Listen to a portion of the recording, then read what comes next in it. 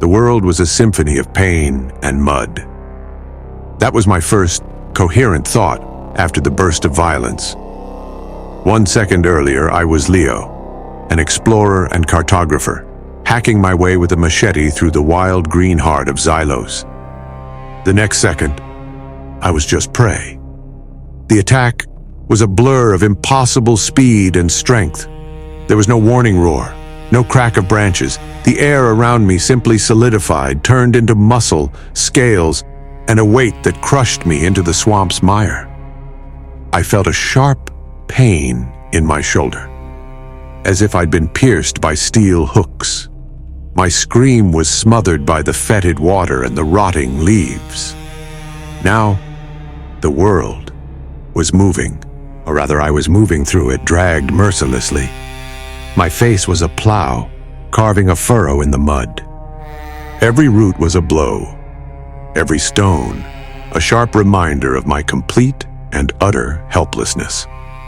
I tried to dig in my heels, to find a grip, anything at all. It was useless. The force dragging me was like a force of nature, relentless and primal. I lifted my head with a titanic effort, spitting mud and bile. And then I saw her. She was no beast. Beasts kill out of hunger or fear. This was different. She was a warrior. Her body was a masterpiece of predatory efficiency, a humanoid silhouette, covered in the deep blue scales, almost black beneath the scarce jungle light. Powerful, defined muscles tightened with each step, dragging me as if I were nothing more than a sack of rations. She wore a rudimentary armor of bone and hardened leather across her torso and shoulders, with a strange, metallic gleam on her bracers. A long, thick tail swayed behind her, acting as a perfect counterweight, giving her a balance no human could ever dream of achieving. But it was her eyes that froze my blood. They weren't the glassy eyes of a reptile, cold and empty.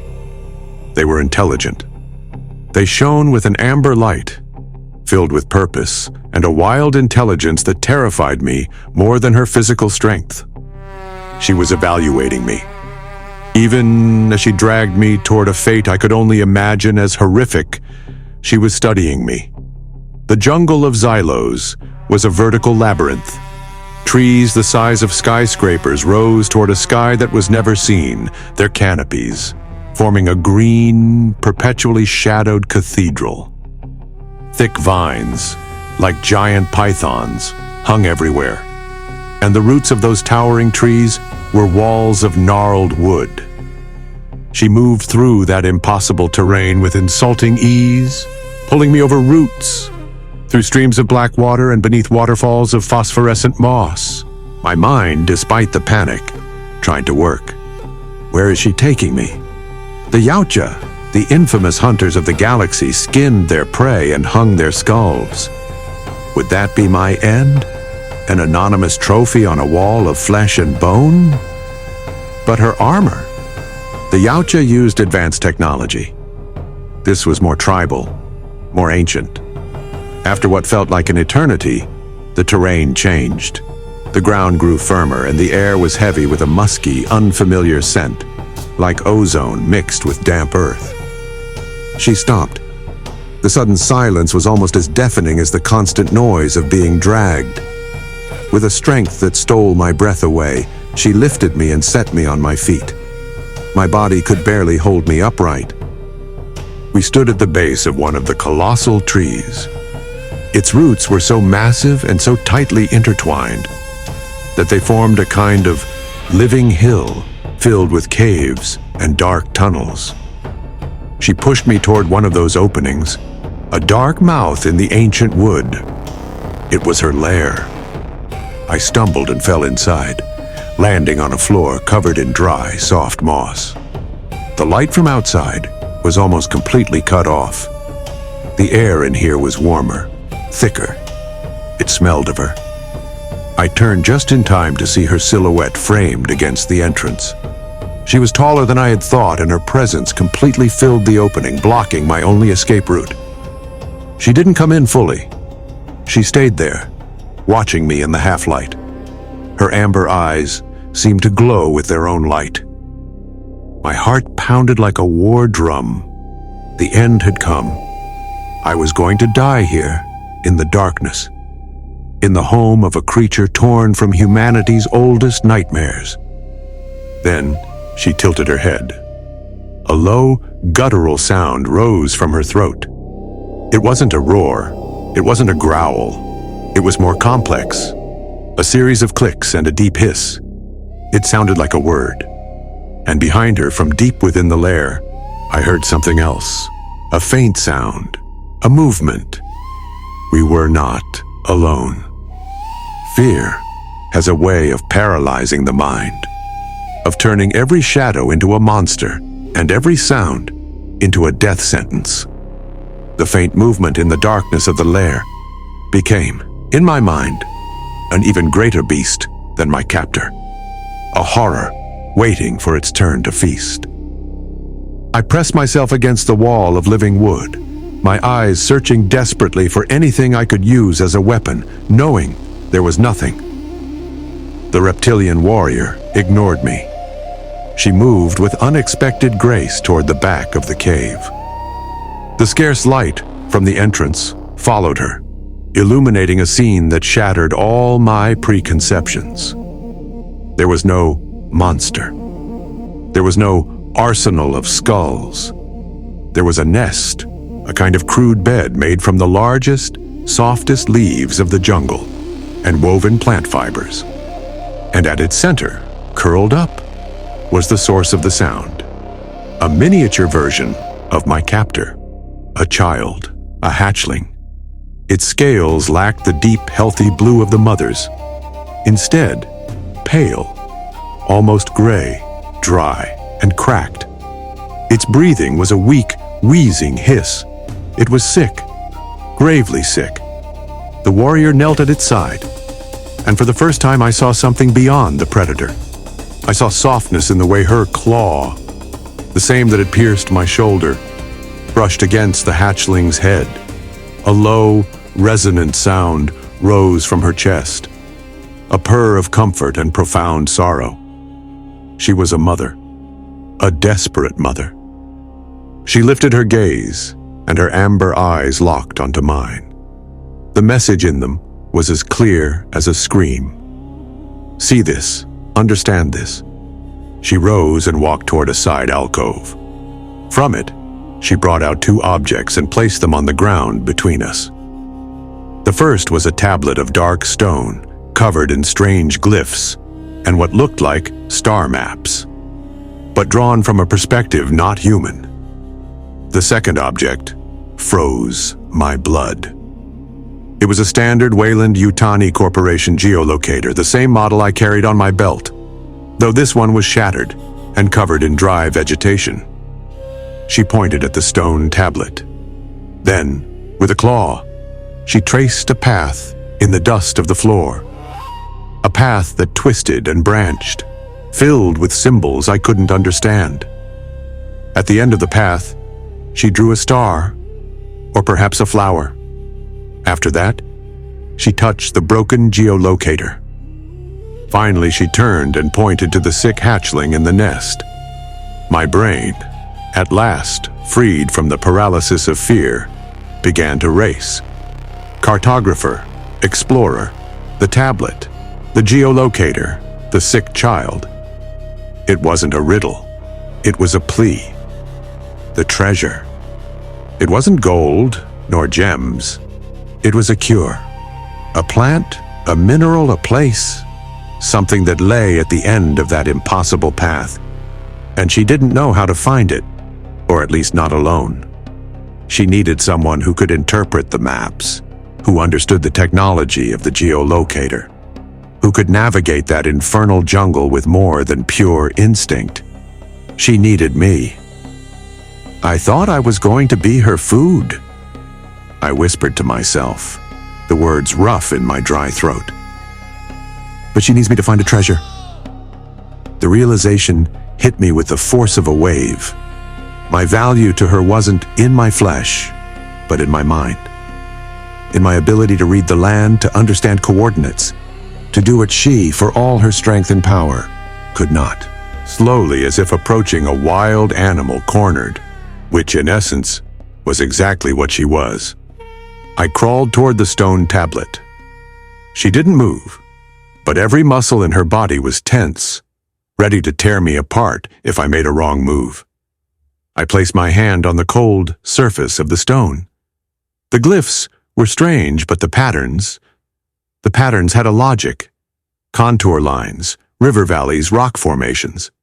It was a topographic map, but at a scale I had never seen before. I pointed to the tablet, then to myself. "Map?" I said aloud. "You want me to read the map?" She tilted her head, the same gesture as before. The guttural hiss sounded again. She didn't understand my words, but she understood my intent. She moved to my equipment belt. With a delicacy that contradicted her appearance, her claws worked the buckle of my field pack. I thought she was going to take it from me, to strip me of every tool, but instead, she opened it. She searched inside and pulled out my most precious possession, my data slate, my cartographic tablet. She placed it on the ground, beside the stone tablet. Then she stepped back, giving me space. It was an act of trust, or at the very least a truce, an offering. I picked up my data slate. The screen flickered as it powered on, its blue glow lighting our faces in the gloom. She watched the device with a mix of distrust and fascination. I activated the camera and aimed it at the stone tablet. The topographic analysis software began its work, translating the ancient glyphs into data I could understand, overlaying them onto my own partial map of Xyos. On the screen, a point began to blink. Distant, in an area marked on my maps with a single word, unexplored. The path was long, incredibly dangerous. But for the first time since I had arrived on that planet, I felt something that wasn't fear. I had a purpose, and I had a protector. I lifted my gaze to her, the warrior, the mother, the creature that had dragged me through the mud, was now my only hope of survival. And I was hers. I pointed to the mouth of the lair, toward the hostile jungle that waited outside. She nodded, a short, sharp movement. Our expedition was about to begin. Leaving the lair was like being born into a world designed to kill you. The grayish light of the jungle, filtered through a canopy miles high, seemed more threatening than before. Every shadow danced. Every falling leaf was a predator waiting to strike. The difference was that now, the deadliest predator of them all walked at my side. Our alliance was a fragile creature, born of mutual desperation. Communication was the first obstacle. She didn't understand my words, and her guttural clicks and hisses were an enigma to me. But necessity is the mother of all languages. Ours became a language of gestures and glances. I held the data slate. On the screen, the map I had scanned from her stone tablet glowed, overlaid onto the known topography. I showed her the display, pointing at the direction we needed to take. She looked at the device with suspicion, but seemed to understand the vector. Her response was a sharp jerk of the head, and a low growl if the route looked dangerous, or an almost imperceptible nod if it was acceptable. She led the way, cutting a path with brutal efficiency, sweeping aside thorn vines as thick as a thumb, or pointing with the tip of her tail at the brightly colored plants that I assumed were poisonous. I was the brain. She was the strength. I was the map. She was the territory. During the first hours, my respect for her grew at an exponential rate. She moved through the jungle not as a visitor, but as an integral part of it, an antibody in the bloodstream of a lethal ecosystem. Her senses were astonishing.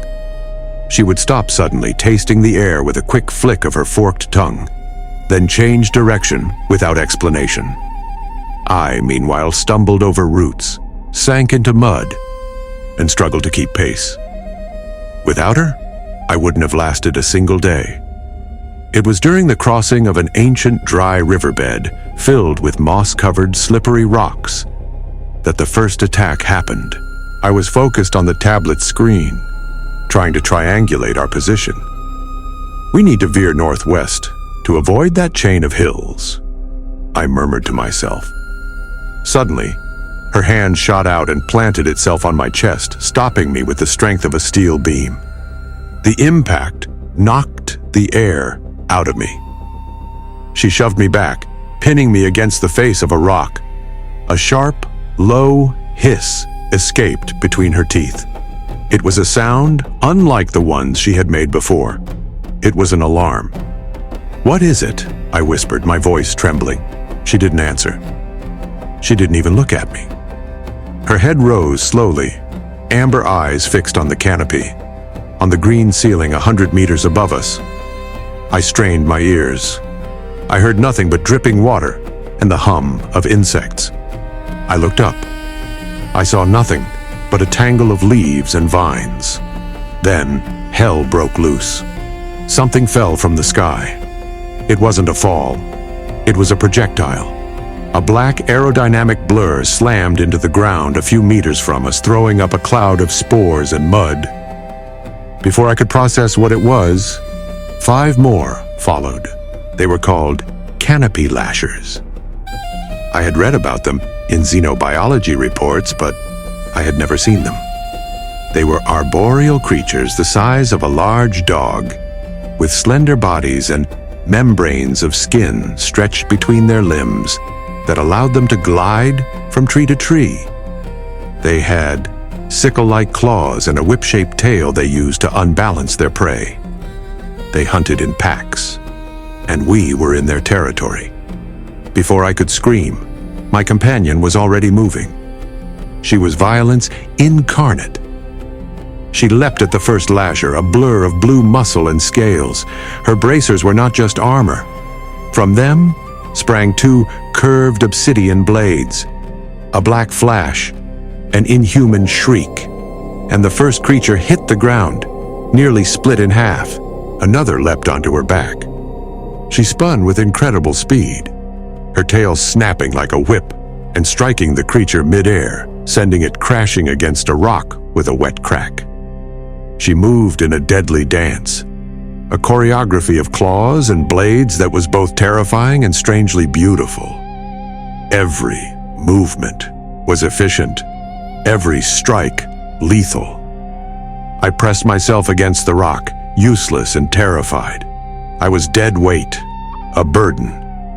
One of the creatures saw me, marked me as the easy prey, and leapt toward me. I shut my eyes, bracing for the pain, but the pain never came. A heavy weight slammed into me, knocking me to the side. The warrior had thrown herself between the creature and me, taking the full impact. A scream of fury and pain tore from her throat as the lasher's claws sank into her shoulder.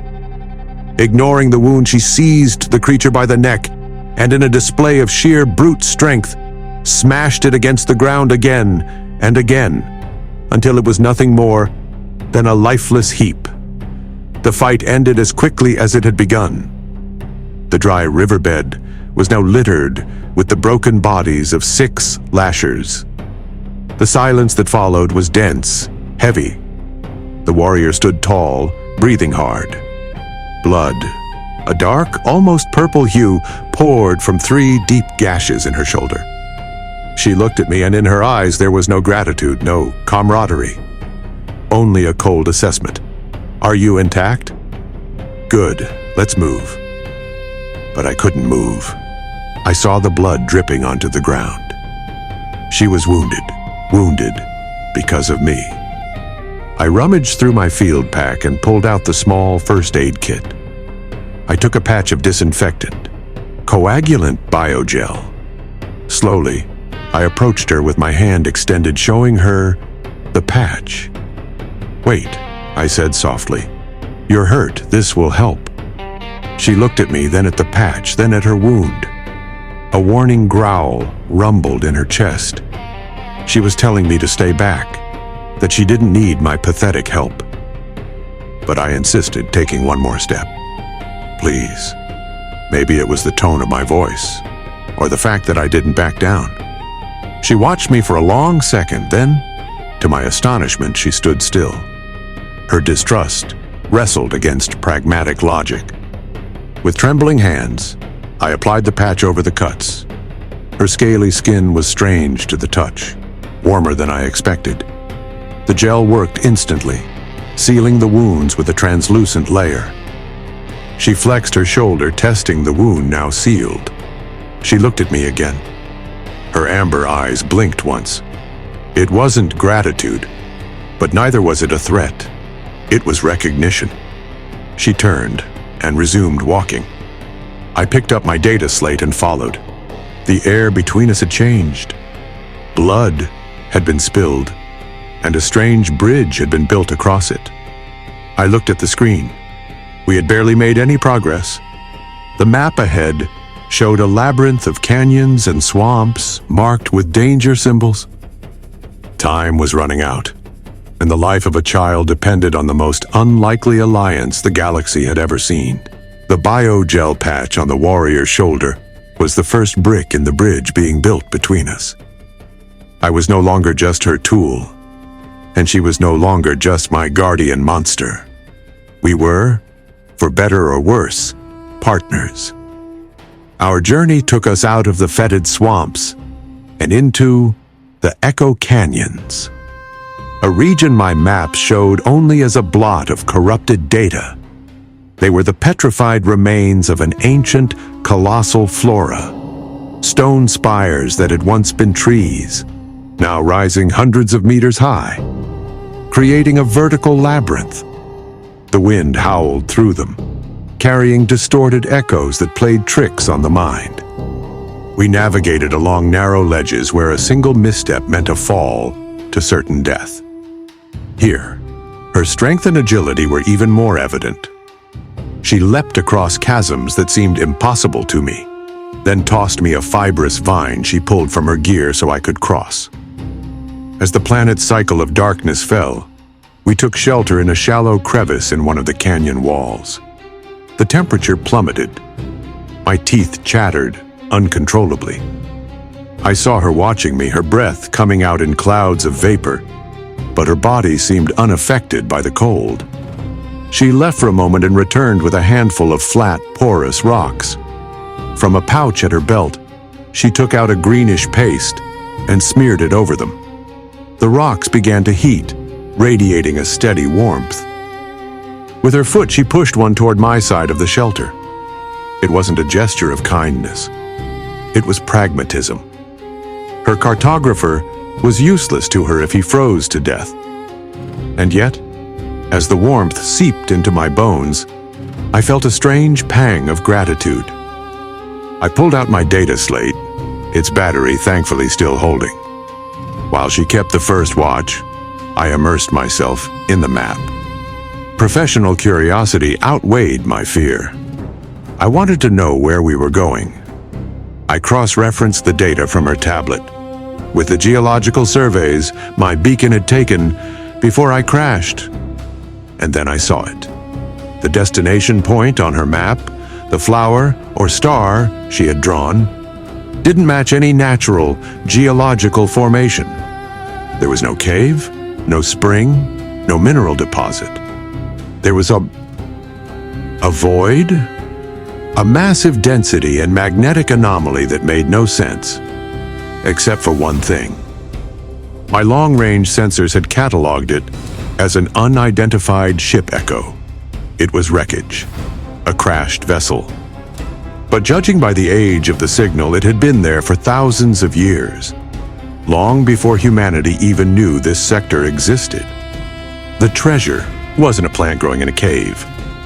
It was inside a technological tomb from an unknown civilization. The stakes had just risen exponentially. After 2 more cycles of hellish travel, we arrived. The air grew strangely sterile, and the vegetation changed, paler, etched with unnatural geometric patterns. And then, we saw it. The ship was a mountain of metal, a colossus half buried in the bottom of an impact crater, so eroded and wrapped in vines, it almost looked like a natural formation. Its size was absurd, making my own vessel look like a toy. A breach in the hull, as vast as a cathedral, beckoned us inside. The warrior hissed, uneasy.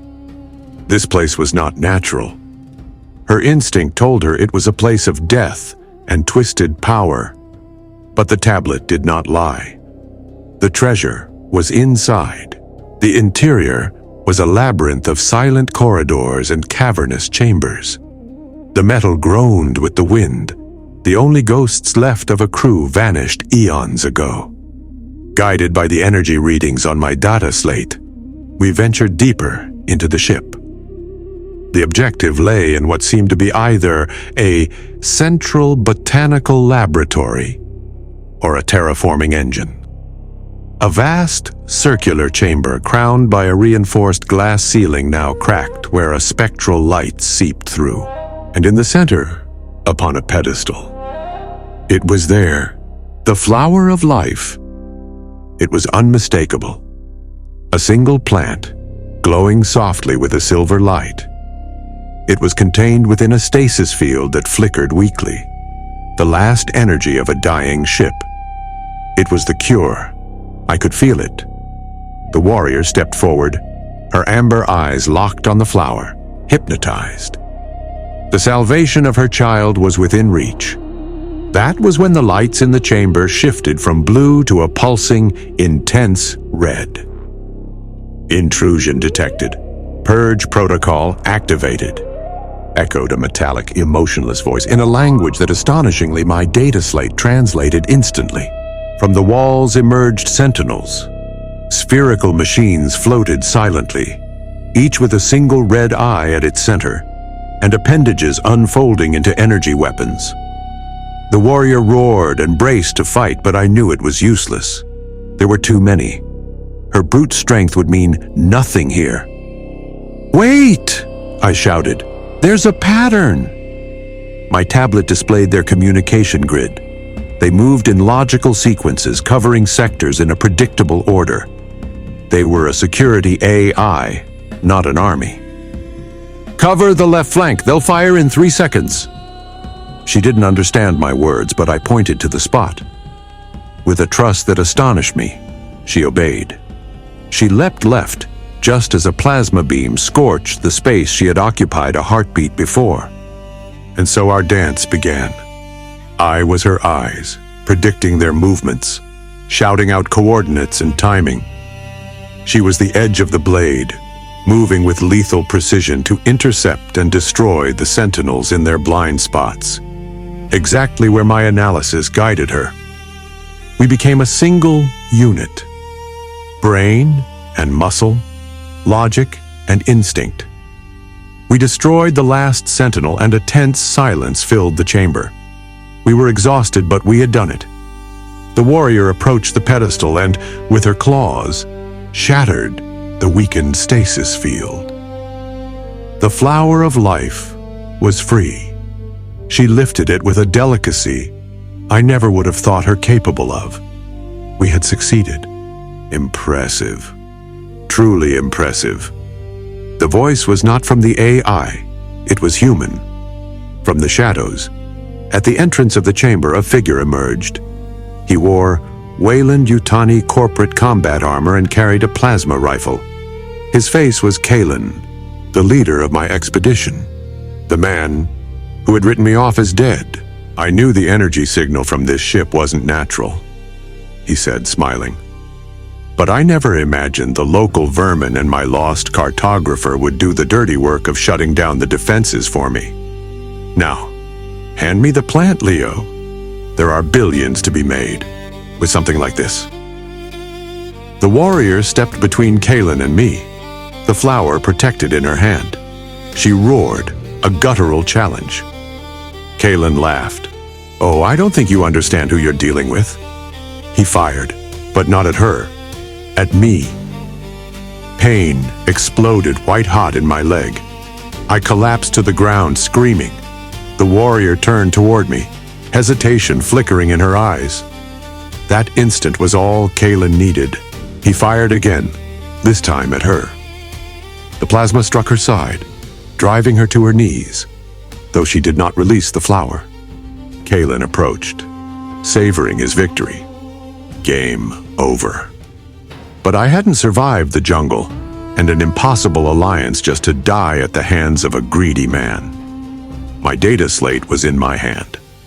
While Kaylin focused on the wounded warrior, I dragged myself toward a nearby power console. I had seen the ship's schematics.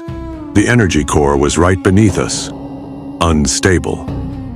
Core overload initiated. I whispered into the tablet's mic. "What have you done?" Kaylin shouted, realizing too late. The warrior looked at me, understanding instantly. With a final roar, she hurled the flower of life toward me. I caught it against my chest. Then, with incredible strength, she lunged at Kaylin, not to kill him but to pin him down, to make sure he could not escape. "Overload imminent," the ship's AI announced. With tears in my eyes and unbearable pain coursing through me, I crawled out of the chamber, leaving behind my improbable companion in her final act of sacrifice. The entire ship trembled, and a blinding white light consumed everything. I don't know how I survived the explosion. I woke at the entrance of the ship, half buried in debris, the flower of life pulsing softly against my chest. My leg was shattered, but I was alive. The journey back was a delirium of pain and determination. I crawled, blacked out, woke again, and kept crawling, always in the direction of the lair. The flower was the only thing that mattered. The debt had to be paid. When I finally arrived, I was at the edge of death. I collapsed at the mouth of the cave. The warrior was not there, but the child was, weak but alive. I placed the flower at its side and passed out. I woke again. The sun, or whatever it was, shone on my face. I was outside the lair. My leg had been crudely splinted, and the wound was covered with an herbal poultice that had stopped the infection. Beside me was a pile of strange fruits and a container of water. I sat up and looked toward the entrance of the cave. In the darkness, I saw two pairs of amber eyes watching me, one large, one small. The child stood beside its mother, its scales already regaining a healthy shade of blue. The warrior stepped into the light. We looked at each other for a long moment. There were no gestures. There were no sounds. None were needed. In her eyes, I saw a universe of respect, of gratitude, of shared loss. Slowly, she blinked once, and then she and her child stepped back into the darkness of their home, vanishing. The debt was paid. The alliance was over. I rose, leaning on my makeshift splint, and began the long walk back to my own rescue beacon. I was no longer Leo, the cartographer who had come to map a planet. I was a survivor who had navigated the heart of a mother. A man who owed his life to a creature of nightmares. And as I walked away, I knew that a part of me would remain forever there, in the wild green heart of Xyos.